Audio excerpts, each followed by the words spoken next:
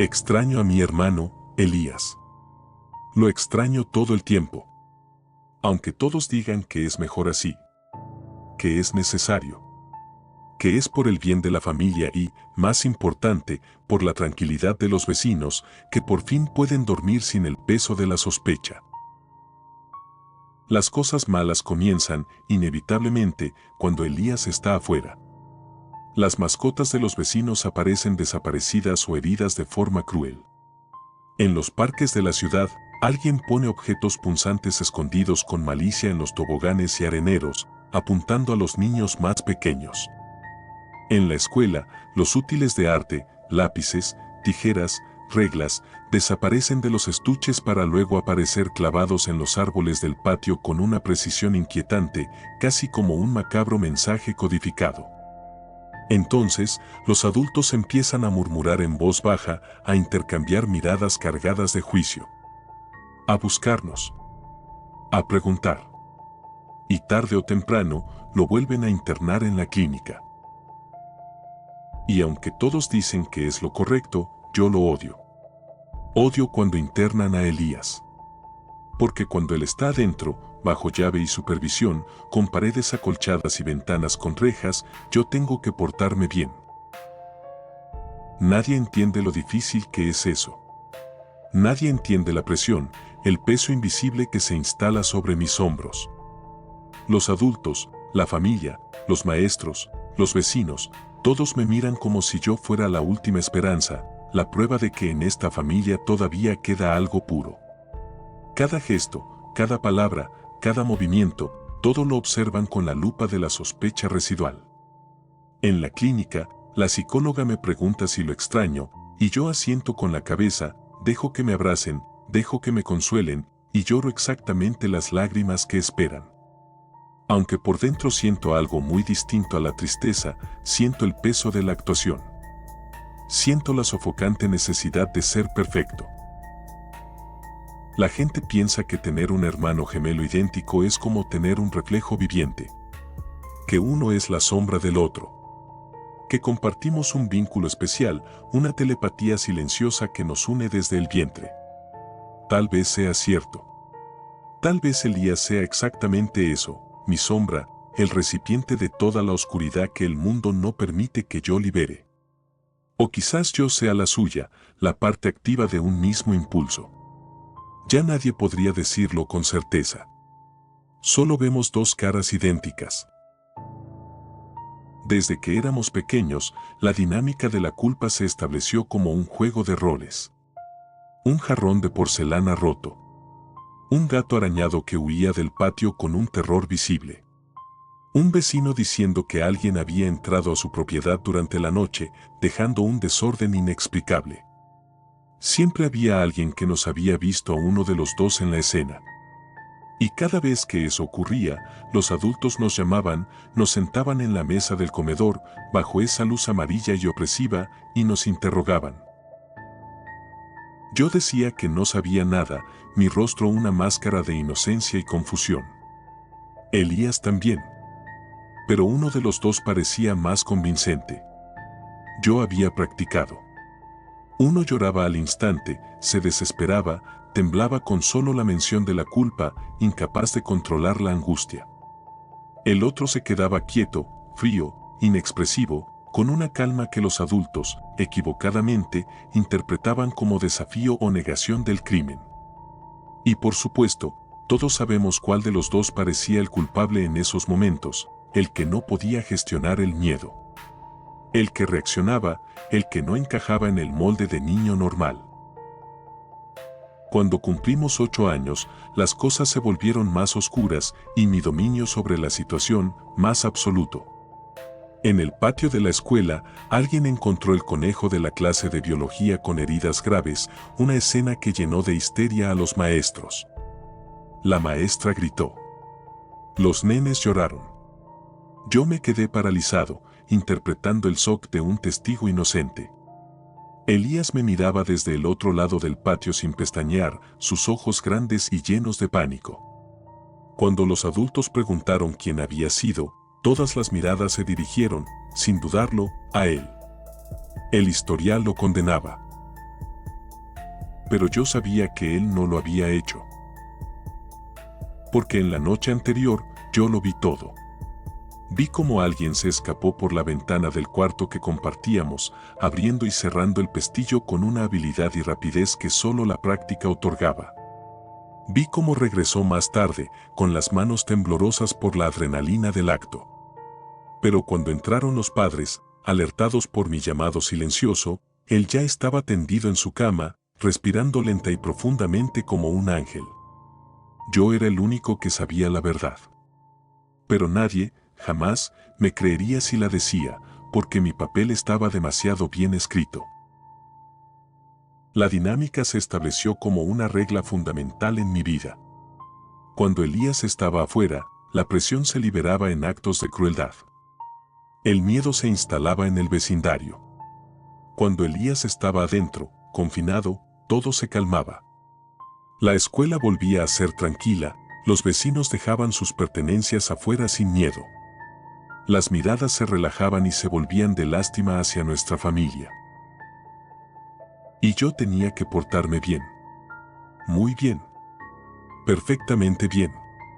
Porque cuando Elías estaba internado, yo era el gemelo bueno, el educado, el que demostraba que en la familia todavía había esperanza. Yo era la antítesis del monstruo. Pero nadie sabía la verdad sobre lo difícil que era mantener esa fachada día tras día. Ser amable con la anciana que te odia por lo que tu hermano hizo a su jardín. Sonreír cuando lo único que querés es gritar y destrozar algo. Actuar cuando todo lo que querés es ser vos mismo, sin restricciones. Mi vida era una actuación constante, un esfuerzo agotador para mantener la máscara del niño modelo, el hermano víctima. Cada visita que le hacíamos a la clínica era siempre igual. Un ritual de falsa preocupación en el que yo era la estrella. El lugar olía a desinfectante y desesperación contenida. Los adultos entraban primero. Preguntaban cómo estaba, si seguía escuchando voces, si seguía teniendo impulsos violentos. Elías asentía, negaba, respondía con monosílabos. A veces lloraba. Los médicos tomaban nota, convencidos de que estaban viendo a un niño enfermo atrapado en la agonía. Pero la verdad es que Elías solo estaba cansado. Cansado de la clínica, sí. Pero principalmente, asustado. No de los médicos, ni de las sombras. Estaba asustado de mí. Cuando finalmente me dejaban entrar solo a su cuarto, la máscara de Elías caía. Su respiración cambiaba, se volvía superficial. Sus ojos, antes opacos, se abrían con una mezcla de terror y resignación. Sus manos temblaban visiblemente.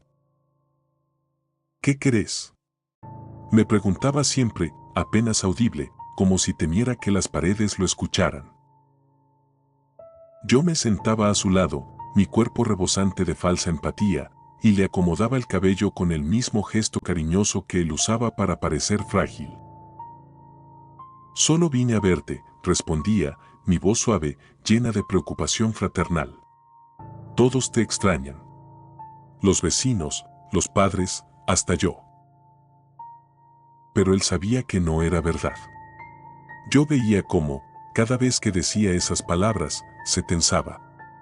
Como miraba hacia la puerta, deseando que entrara alguien, cualquiera, para no quedarse a solas con su captor psicológico. Y en el fondo, yo lo entendía. Entendía su miedo, y eso me divertía. Porque Elías sabía. Él siempre supo. Desde pequeños. Él sabía que yo podía hacer cosas que él no podía. Cosas que yo disfrutaba en secreto. Cosas que nadie debía ver.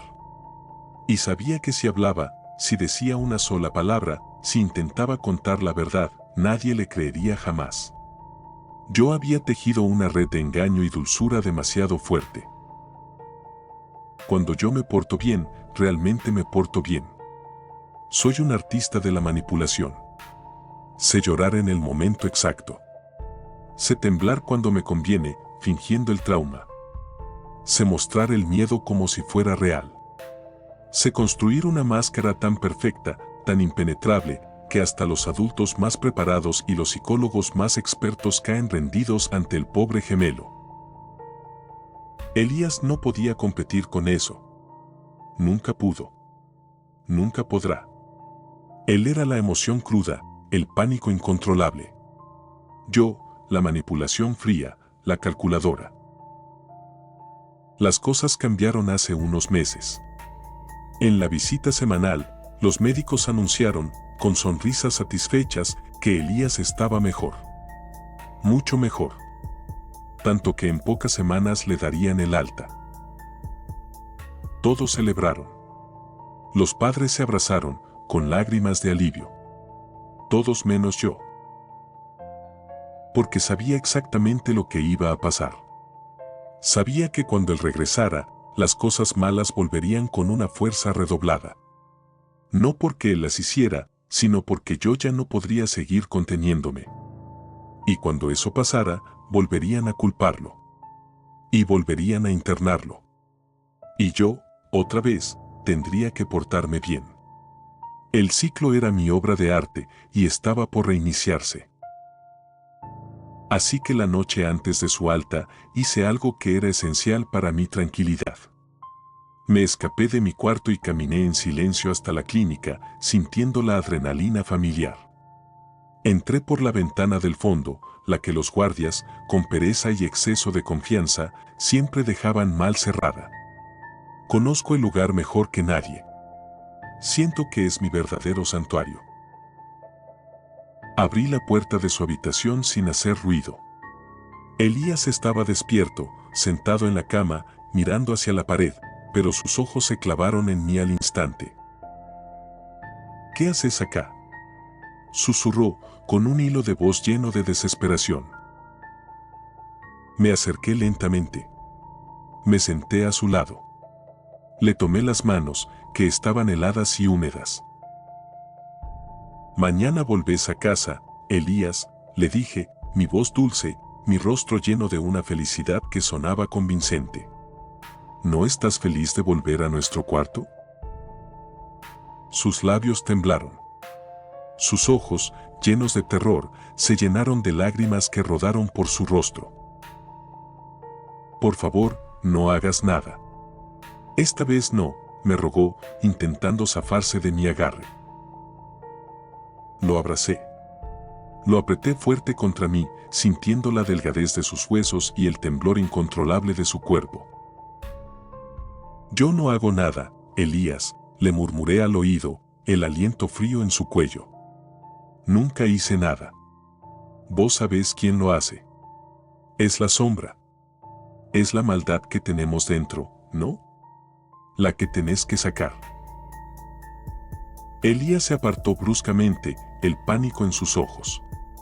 Negó con la cabeza una y otra vez. Sus labios se movieron, desesperados por gritar la verdad, pero no salió sonido. El terror lo había silenciado de forma absoluta. Lo miré. Le sonreí. Mi sonrisa real. La que nadie ve, salvo Elí, a veces, mi propio reflejo. Si vos hablas, ¿vos crees que alguien te va a creer, Elías? Después de todos esos informes de los doctores. ¿Vos crees que te van a creer a vos o a tu hermano, que fue el que te trajo comida y te visitó cada semana? Él se cubrió la cara con las manos. Lloró en silencio, los hombros agitándose con un ritmo monótono, entregándose a la desesperación. Lo dejé así. Lo acaricié suavemente en la cabeza, como un hermano cariñoso que consuela a un enfermo.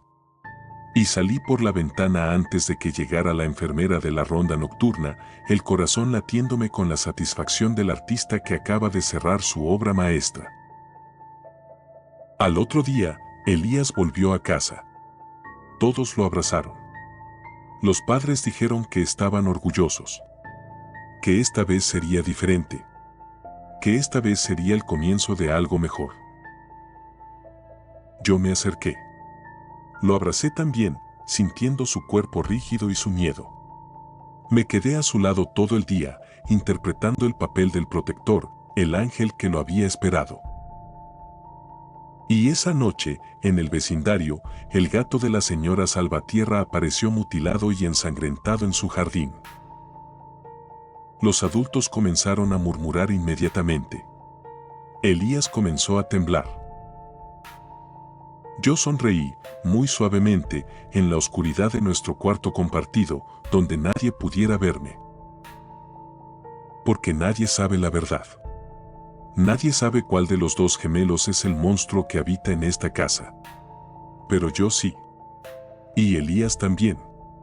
Solo que cuando lo internan a él, yo tengo que portarme bien. Y el mundo, a mis pies, vuelve a estar en paz hasta la próxima liberación.